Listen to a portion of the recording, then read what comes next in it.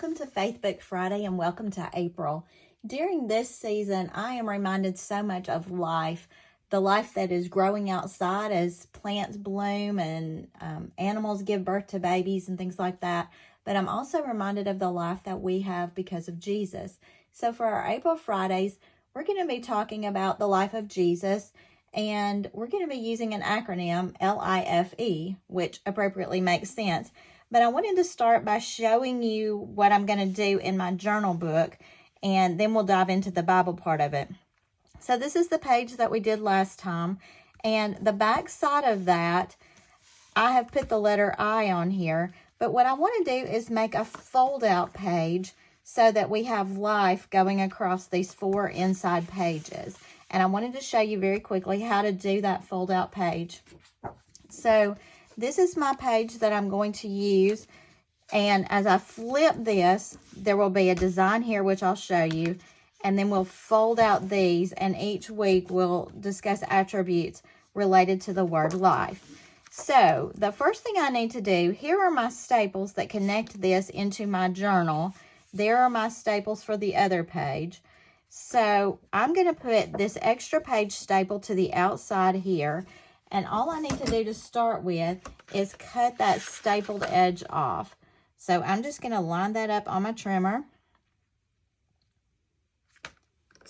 and chop that off. And this is discarded. You're not going to use it again. Now with this same edge, I need to make a score line because I'm going to fold this when I put it in my journal. And I just put my scoring blade in. And I'm going to score this at 1/2 inch. So I'm just going to line up the non-jeeped side, the side that's not reinforced, at my 1/2 inch and score that. And then I'm going to go ahead and fold that. And I came up with the 1/2 inch because it gives me enough room to put my tape on there really good, but it doesn't take up too much of my space. So I need to figure out which direction it's going to fold. It's going to fold up this way. So I need to apply my tape here. And I'm actually going to run the tape down the whole length of that. I don't normally use that much tape, but I want to make sure that this is going to stay in.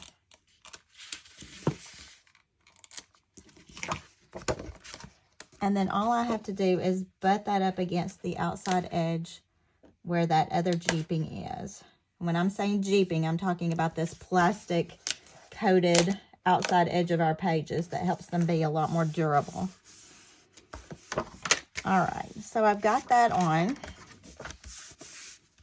And I want to go ahead and add the word L because that's what we're going to be discussing today.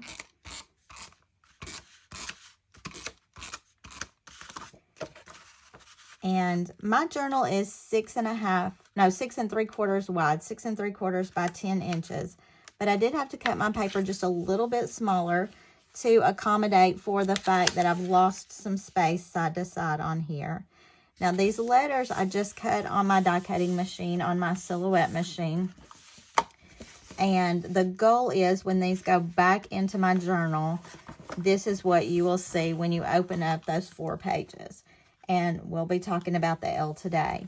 Now, as an aside to that, in your printables, I have put this as one of your printables.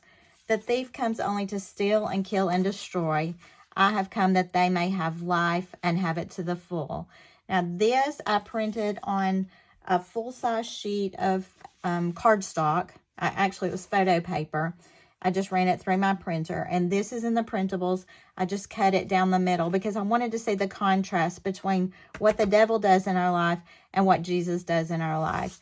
Now, here again, this is going to go on my fold line, so I'm going to score this at the 1/2 inch mark, and then just fold that so it will fold correctly when I attach it. And then I'm going to do the same thing here at the 1/2 inch mark. So I have a score line on that side. Now, normally I don't start by showing you the artistic part of it. I start in the Bible part of it. But I felt like I wanted to go ahead and show you this before we get into the more serious content today. And this verse is from John 10:10. And here again, this and everything that I'm showing you today will be in your printables on the Facebook group. If you have not joined the Facebook group, all you got to do is ask to join. Just reminds me that you saw this on YouTube or that a friend mentioned this to you. I love knowing your thoughts, your comments, and I love it when you post your pictures of your completed pages. Now, they may be personal to you and you don't want to share them, and I'm fine with that as well. But just know that I value your input into the content, into what we're doing. I love seeing what you're doing with your journal. So, let's move on with our L for today. Now, the L is going to be life. And I kind of expanded on that because my L is life is valuable.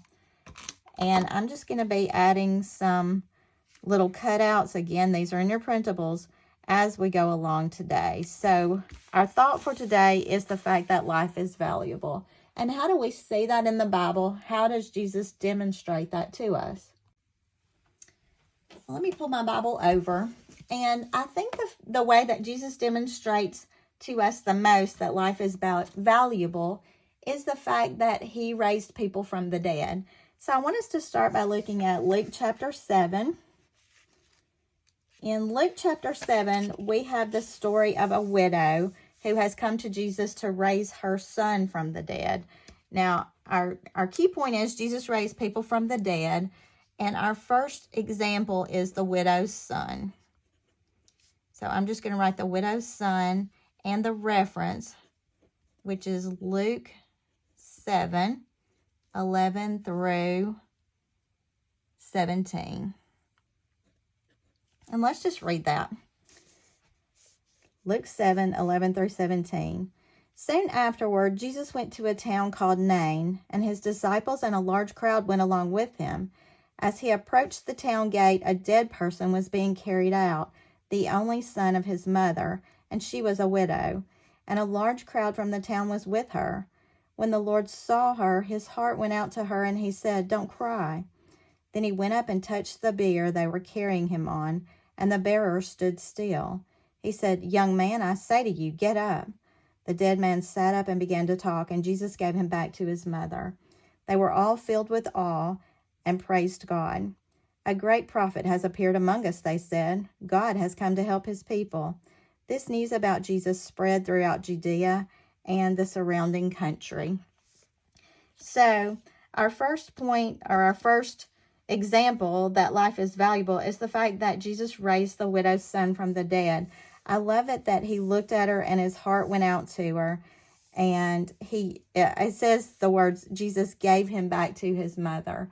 So I know that Jesus values life because he was willing to raise this boy from the dead and give him back to his mother. This was a big thing for her because she was a widow. This was her only son. This was the only way she had to care for herself was through her son.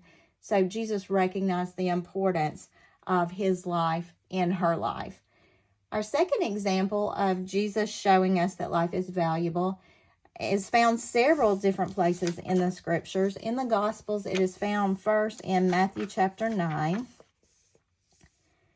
In Matthew 9, verses 18 through 26, we see the story of Jairus. Now, his name is not mentioned here. It's mentioned later, but I'm going to go ahead and put his name. And his daughter had a problem. And this is in Matthew 9, verses 18 through 26.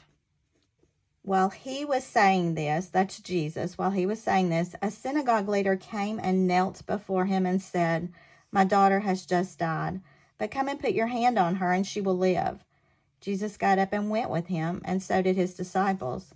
Just then a woman who had been subject to bleeding for 12 years came up behind him and touched the edge of his cloak. She said to herself, "If I only touch his cloak, I will be healed." Jesus turned and saw her. "Take heart, daughter," he said. "Your faith has healed you." And the woman was healed at that moment. When Jesus entered the synagogue leader's house and saw the noisy crowd and people playing pipes, he said, "Go away. The girl is not dead but asleep." But they laughed at him. After the crowd had been put outside, he went in and took the girl by the hand, and she got up. News of this spread through all that region. There are so many things about this that I find fascinating. One is the fact that the synagogue leader, often the synagogue leaders didn't understand Jesus. They didn't believe his power. They didn't believe he was who he said he was. But the synagogue leader came and he said, "My daughter has just died. She was already dead, but come and put your hand on her and she will live." He had faith that Jesus could do these things. He had faith in who Jesus was. Then we have just this little short interlude where a woman who had been bleeding for 12 years came up, touched Jesus' cloak, and she was healed. And it was her faith that healed her. So this section of the Bible is so much about how faith gets results from Jesus, and I love that. Also, here it says there was a noisy crowd and people playing pipes. I looked that up to find out what that meant, and it said that often people would be really loud at funerals at the death of somebody, and they would play these loud songs, and that was really to keep away any evil spirits, per se. I thought that was very interesting. I don't know anybody that does that nowadays. Usually it's very calm and quiet at a funeral, but that's something that some of those people believed. I also thought it was interesting that when he told the people to go away, the girl is not dead but asleep, they laughed at Jesus. So just hold on to that thought for a minute. Now, this story is also told in Mark chapter 5, verses 21 through 43, and in Luke chapter 8, 40 through 56. I think it's interesting that this is the one story where Jesus raised someone from the dead that is told in 3 different gospels. So it must have really had a profound impact on the people. And maybe because it was a synagogue leader, who knows? But it is actually in 3 of the 4 gospels. So let's look last at the one that I was focusing on when I started looking at this lesson. And this is in John chapter 11. And if you've studied the Bible very much, you know who we're talking about.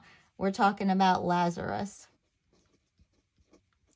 And we're looking at John 11. Now, John is the one that tells the story of Lazarus, but he is the one that doesn't tell about Jairus' daughter. I think that's an interesting note. John 11, 1 through 44, and this will be the last one because these are the only 3 accounts we have of Jesus raising people from the dead.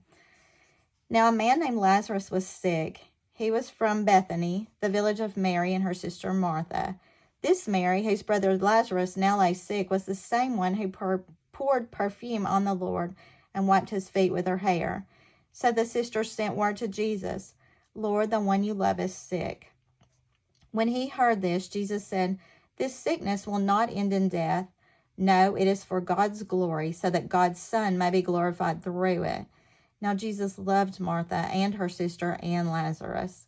So when he heard that Lazarus was sick, he stayed where he was 2 more days. And then he said to his disciples, "Let us go back to Judea." Lots of things here. Mary and Martha immediately sent word to Jesus, and they said, "Lord, the one you love is sick." It just shows us that they knew how much Jesus loved them. And Jesus said the sickness will not end in death, although he knew that Lazarus would die before he got there.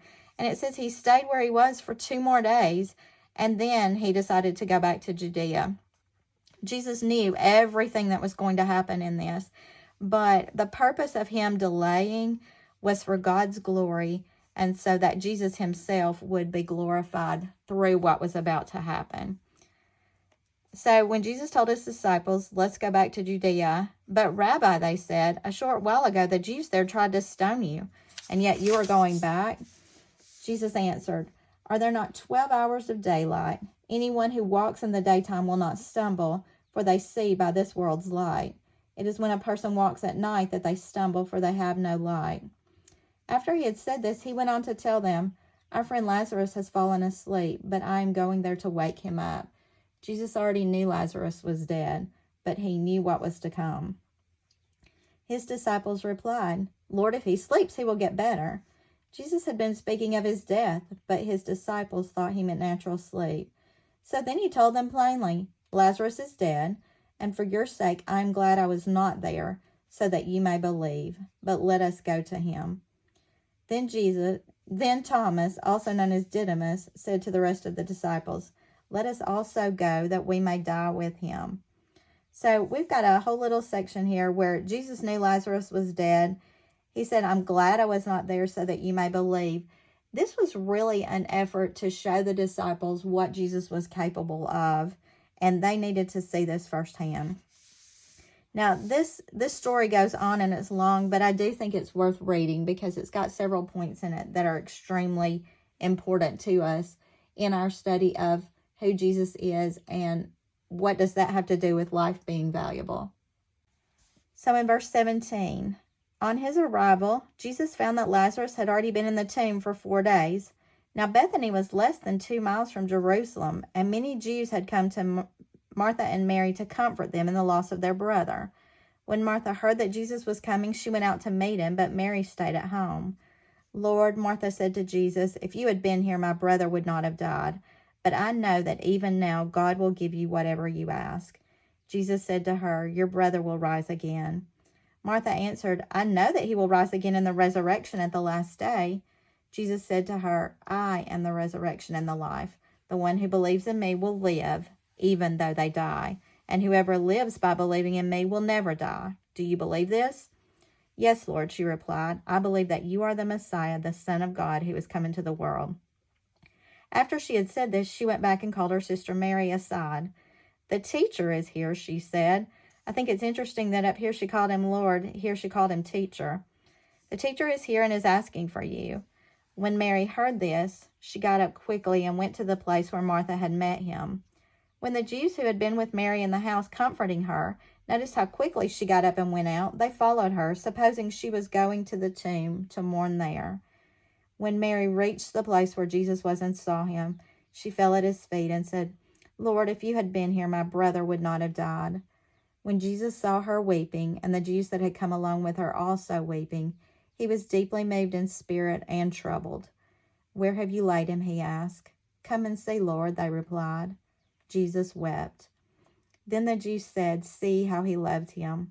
But some of them said, could not he who opened the eyes of the blind man have kept this man from dying? And then the final part. Jesus, once more deeply moved, came to the tomb. It was a cave with a stone laid across the entrance. Take away the stone, he said. But Lord, said Martha, the sister of the dead man, by this time there is a bad odor, for he has been there 4 days. Then Jesus said, did I not tell you that if you believe, you will see the glory of God? So they took away the stone. Then Jesus looked up and said, Father, I thank you that you have heard me. I knew that you always hear me, but I said this for the benefit of the people standing here, that they may believe that you sent me. When he had said this, Jesus called in a loud voice, Lazarus, come out. The dead man came out, his hands and feet wrapped with strips of linen and a cloth around his face. Jesus said to them, take off the grave clothes and let him go. There are so many important things in this, but I want us to talk through some important lessons that we learn about Jesus and how he values life from the passages we read.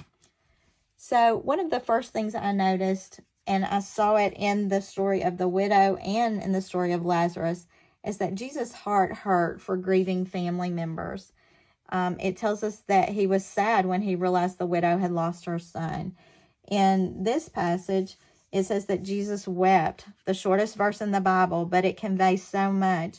And I don't know exactly at what point he was moved to tears, but I have to think it was the fact that he saw Mary weeping, and he was just so deeply moved in spirit and troubled. He was hurting for her. So Jesus' heart grieved for those family members who were hurting.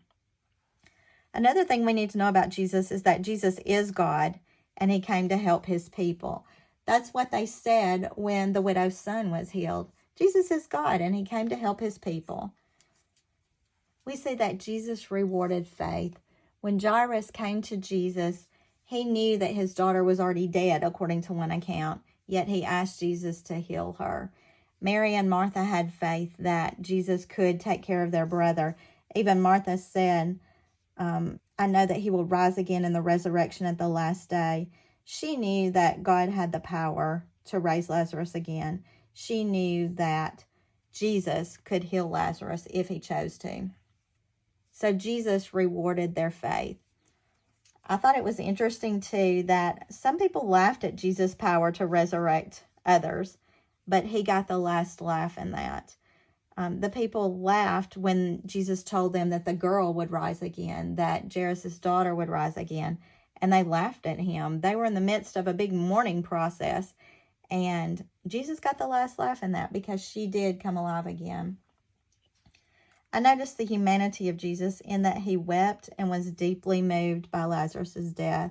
And again, I've talked about the fact it could be that he wept over Mary's sadness, that he hurt along with her. But it could be the fact that he knew his death was coming as well. Some things I read said that Lazarus' resurrection may have happened just in the few months or even few weeks preceding Jesus' death. So we know that Jesus' time on earth was drawing to a close at this point, and perhaps he knew that too, and he was just moved by the fact that this would be one great act to show people his power. And finally, Jesus proved his authority over death, and I love that he did that in 3 different situations, but most notably in this one, because there were a lot of people gathered around to see this. And he needed to prove to his disciples that when he told them he would die and he would rise again, that he really had the power to do that. I just have to think, as they watched Lazarus walk out of that grave that day, they must have been in shock and awe, because when this one account says he's been there 4 days, some things I read said it was probably part of one day, then 2 whole days, then part of another day. We probably would have called it 3 days, reminiscent of someone else we know who was dead and in a tomb for 3 days. So perhaps as Jesus proved his authority over death here, it gave some of the disciples the thought process to carry them through his crucifixion and his death, which was to come. So as we've gone through the L for today, we've learned a lot about Jesus and characteristics related to him. I hope that you'll be thinking about Jesus and what he did for us over the next few weeks. But I wanted us to learn so much today about the fact that life is valuable. And we see that in the fact that Jesus raised people from the dead. So until next week, remember that every page tells his story.